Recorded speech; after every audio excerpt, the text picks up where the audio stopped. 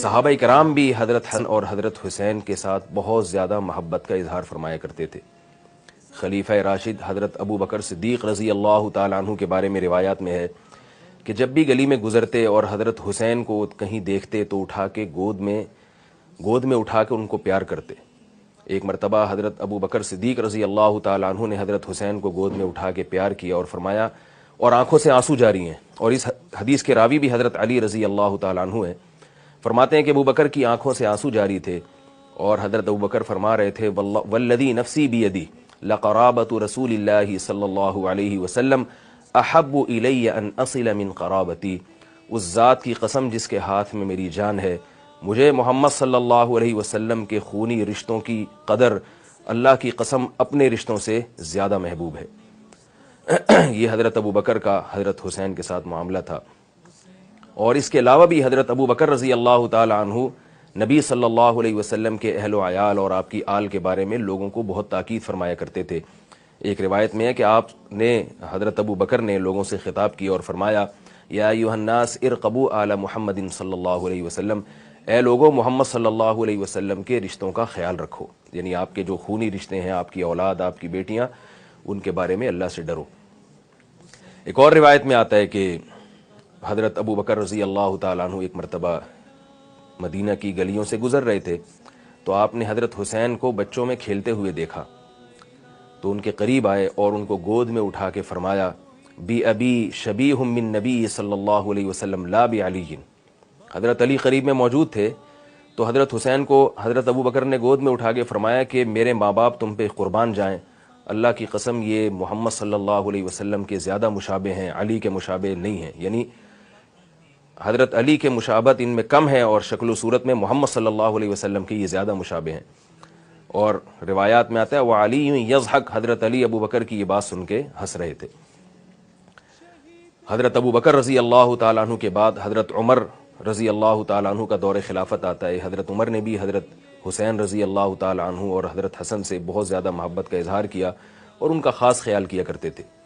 ایک روایات میں ہے کہ جب یمن سے کچھ جوڑے آئے ہیں مال غنیمت کے طور پہ، حضرت عمر رضی اللہ تعالیٰ عنہ نے ان جوڑوں کو تقسیم کیا، لباس کو تقسیم کیا، تو مدینہ میں بہت سارے صحابہ بہت اچھا، یمن کے جو جوڑے ہوا کرتے تھے بہت خوبصورت ہوا کرتے تھے،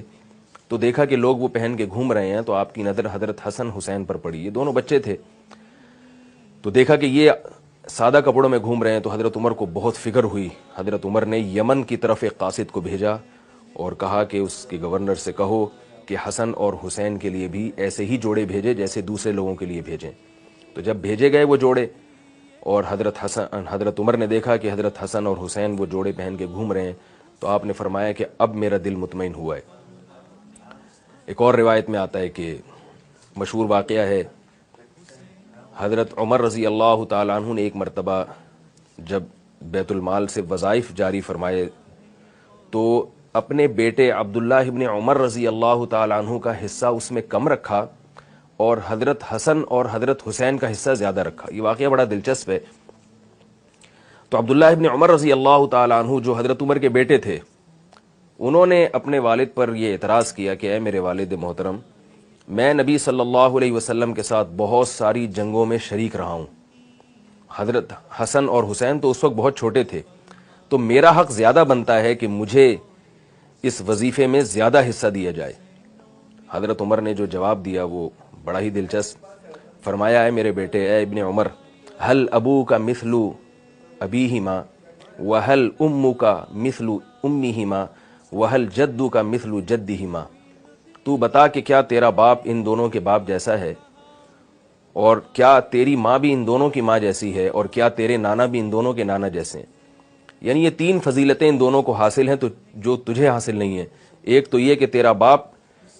ان دونوں کے جو والد ہیں وہ تیرے والد سے افضل ہیں۔ یہ حضرت عمر کی تواضع تھی کہ حضرت علی کو اپنی ذات پر ترجیح دیا کرتے تھے، اور ان کی والدہ تیری والدہ سے افضل ہیں، اس میں تو کوئی شبہ نہیں ہے۔ حضرت فاطمہ کا مقام وہ حضرت عمر کی اہلیہ کے مقام سے کئی گنا زیادہ ہے، اور ان کے نانا تیرے نانا جیسے نہیں ہیں، یعنی ان کے نانا تو محمد صلی اللہ علیہ وسلم ہیں اور تیرے نانا محمد صلی اللہ علیہ وسلم نہیں ہیں۔ تو اس بنیاد پر بھی حضرت عمر نے حضرت حسن اور حضرت حسین کو فضیلت دی، اور حضرت عمر رضی اللہ تعالیٰ عنہ کے بارے میں علامہ ابن تیمیہ رحمہ اللہ نے یہ بات خصوصیت سے ذکر کی ہے کہ جب بھی وظائف جاری کرتے حضرت عمر، تو حضرت عمر کی عادت تھی کہ جو دین میں پہل، یعنی جو دین میں مقدم ہیں ان کو زیادہ وظائف دیا کرتے تھے، جو مؤخر ہیں ان کو کم دیا کرتے تھے. لیکن اس میں حضرت عمر رضی اللہ تعالیٰ عنہ نے آل رسول کو سب سے زیادہ مقدم کیا ہے، سب سے زیادہ مقدم، اور اپنا نمبر بہت بعد میں رکھا ہے. آل رسول، آل بیت محمد صلی اللہ علیہ وسلم کی آل اولاد کو آپ تمام صحابہ پر وظائف کے معاملے میں ترجیح دیا کرتے تھے. یہی وجہ ہے کہ حضرت ابو بکر اور حضرت عمر سے ان دونوں حضرات کو، حضرت حسن اور حضرت حسین کو بھی بے پناہ محبت تھی، اور کوئی بھی ان کی شان میں اگر گستاخی کی کوشش کرتا تو حضرت حسن اور حضرت حسین اس کو جواب دیا کرتے تھے. ایک روایت میں آتا ہے کہ عراق سے کچھ لوگ آئے شرپسند، اور حضرت حسین کے سامنے حضرت ابو بکر اور حضرت عمر کی برائی بیان کرنے لگے. تو حضرت حسین رضی اللہ تعالی عنہ نے فرمایا کہ تم لوگ جو ابو بکر اور عمر کی برائی بیان کر رہے ہو، تو مجھے یہ بتاؤ کہ قرآن مجید میں 3 قسم کے مسلمانوں کا بیان ہے، چوتھی قسم کوئی بھی نہیں ہے. ایک قسم تو وہ ہے جن کے بارے میں قرآن فرماتا ہے والذین ہاجروا فی سبیل اللہ واخرجوا من دیارہم، وہ مسلمان جنہوں نے ہجرت کی اور ان کو اپنے گھروں سے نکالا گیا. تو فرمایا کہ بتاؤ ابو بکر اور عمر ان میں سے ہیں یا تم ان میں سے ہو؟ ان لوگوں نے کہا ہم ان میں سے نہیں ہیں، ابو بکر عمر ان لوگوں میں سے ہیں جن کو گھروں سے نکالا گیا. حضرت حسین نے فرمایا دوسرا طبقہ مسلمانوں کا وہ ہے جس کو قرآن بیان کرتا ہے والذین تبوؤا الدار والایمان من قبلہم یحبون من ہاجر الیہم، وہ انصار صحابی جنہوں نے مہاجرین کے ساتھ مدد کی، مہاجرین کو ٹھکانہ دیا. تو کیا تم ان انصار میں سے ہو؟ وہ عراق سے جو فتنہ پرست لوگ آئے ہوئے تھے انہوں نے کہا نہیں، ہم ان میں سے بھی نہیں ہیں. حضرت حسین نے قرآن کی تیسری آیت تلاوت کی، فرمایا ایک طبقہ تو قرآن میں مسلمانوں کا وہ بیان کیا جنہوں نے ہجرت کی، گھر بار چھوڑا. دوسرا طبقہ قرآن نے وہ بیان کیا ہے جو انصار تھے جنہوں نے ان مہاجرین کو پناہ دی. اور تیسرا طبقہ بعد میں آنے والے وہ مسلمان جن کا قرآن میں ان الفاظ کے ساتھ تذکرہ ہے یقولون ربنا اغفر لنا ولاخواننا الذین سبقونا بالایمان ولا تجعل فی قلوبنا غلا للذین آمنوا.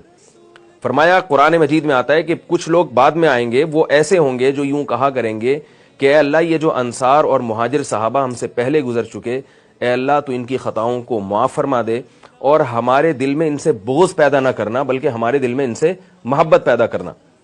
تو یہ وہ تیسرا طبقہ ہے جو انصار میں سے بھی نہیں ہے، مہاجرین میں سے بھی نہیں ہے، لیکن انصار اور مہاجرین سے محبت کرنے والا ہے. تو حضرت حسین نے فرمایا کہ تم اس قسم میں سے بھی نہیں ہو، کیونکہ اگر تمہیں محبت ہوتی تو ابو بکر اور عمر کی تم برائی بیان نہ کرتے. تو اس طرح دلائل کی دنیا میں حضرت حسین نے حضرت ابو بکر اور حضرت عمر کا دفاع کیا ہے. اور حضرت عثمان رضی اللہ تعالی عنہ کے دور میں پھر حضرت حسن اور حضرت حسین جہاد میں مسلمانوں کی فوج کے ساتھ شریک رہے ہیں، اور صحابہ کرام حضرت حسن اور حضرت حسین کی موجودگی کو اپنے درمیان فخر سے دیکھا کرتے تھے.